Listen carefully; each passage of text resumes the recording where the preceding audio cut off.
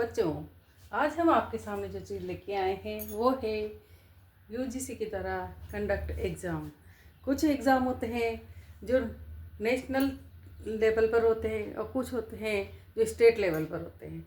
तो हमारे सामने आज जो एग्ज़ाम की बात चर्चा होगी वो है set, SET, state eligibility test, जिसे दिया जाता है पीजी में 55% लाने के बाद।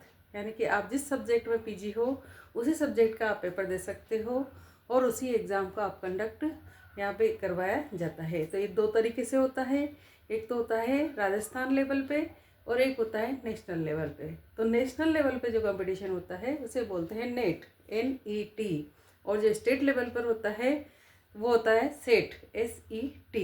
ठीक है, तो स्टेट एलिजिबिलिटी टेस्ट, इसमें जो एज लिमिट होती है तो वो कोई एज लिमिट नहीं है, किसी भी एज का व्यक्ति इसमें एग्ज़ाम दे सकता है जिसने पीजी में 55% प्राप्त किया हो। ठीक है, उसमें जो अदर, यदि कोई अदर स्टेट का कैंडिडेट, ये हर स्टेट में अपने अपने स्टेट का अलग अलग होता है। यदि हम राजस्थान के रहने वाले हैं और यदि महाराष्ट्र में, गुजरात में, कहीं और जगह इस तरह का एग्ज़ाम देंगे, सेट का, वहाँ की सेट का एग्ज़ाम देंगे, तो वो वहाँ पर हम जनरल कास्ट के माने जाएंगे, चाहे वहाँ पे SC ST OBC में कितना ही आरक्षण क्यों ना हो। लेकिन अदर स्टेट से जो व्यक्ति आता है वो जनरल कास्ट में ही माना जाता है।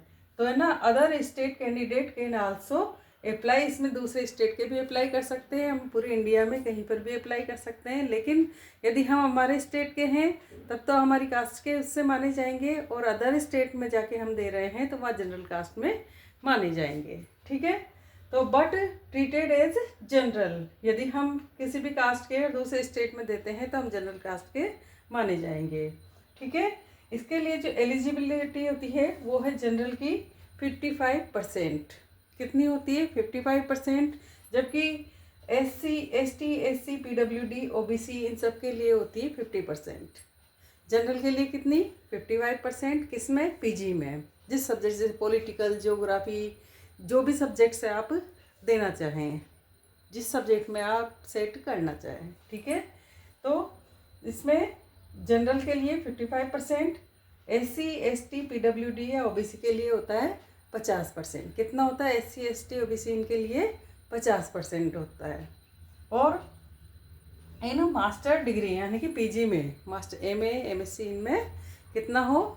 जनरल के लिए तो 55% और बाकी औरों के लिए 50%। ठीक है, और ये एग्ज़ाम अभी 16 अप्रैल को इसकी लास्ट डेट थी और आगे हर साल ये कंडक्ट होता है।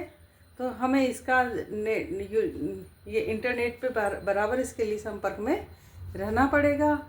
और इसके अलावा जो है बात वो है कि इसमें 2 पेपर होते हैं। ठीक है, 2 पेपर होते हैं। पहला तो होता है जनरल पेपर, ठीक है, जिसमें सभी तरह के क्वेश्चन आते हैं, DI के भी क्वेश्चन आते हैं, जनरल क्वेश्चंस भी आते हैं, और सारी चीज़ें उसमें एक ही पेपर में आ जाती है। 50 नंबर का वो पेपर होता है।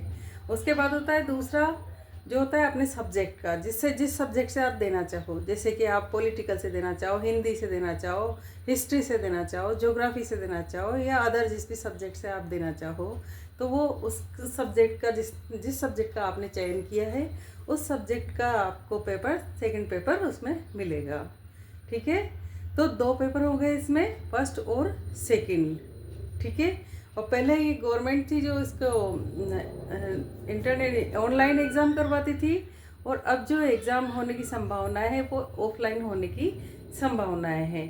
क्योंकि ऑनलाइन एग्ज़ाम में क्या होता है कि कितनी बार नेट में प्रॉब्लम आ जाती है, वर्क करते करते वीडियो, कंप्यूटर ऑफ हो जाता है, या अनेक तरह की प्रॉब्लम्स खड़ी हो रही थी। इसलिए गवर्नमेंट ने विचार किया है कि इस बार ये एग्ज़ाम ऑफलाइन होगा।